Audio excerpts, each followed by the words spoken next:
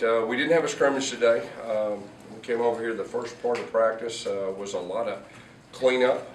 We even went back to, just to some basic fundamentals for, as far as alignment, assignment stuff. The first half of practice.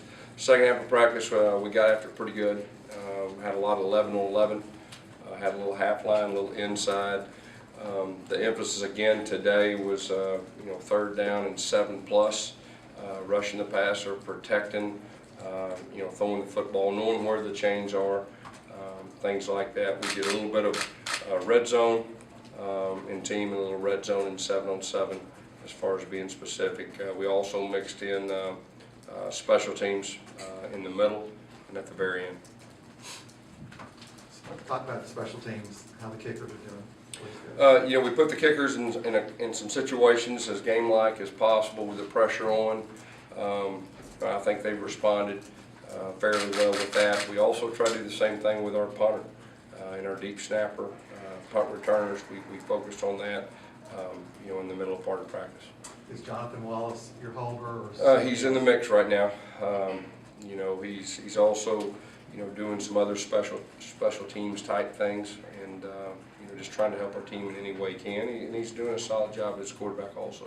Are you planning any other scrimmaging other than heyday?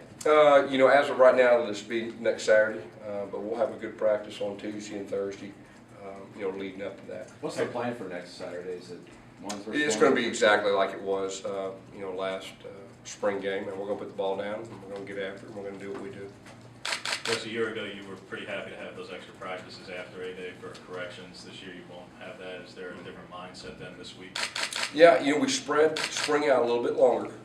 Last year it was kind of a Monday, Wednesday, Friday, Saturday, and didn't have a whole lot of in-between time. And we've had plenty of time, and so we're not in that dire need like we were last year to feel like we need to practice after A-Day.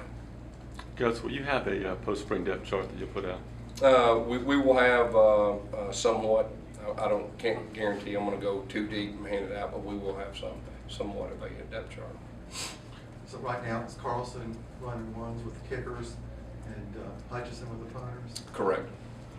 Gus, you've had 4 weeks now. Who have you seen make the biggest progression in your eyes from, say, day one to where we're at now? Obviously, that type of question as far as progression is going to be the younger guys. As a whole, it's going to be the junior college guys because it's their first experience, and they've definitely, came the farthest.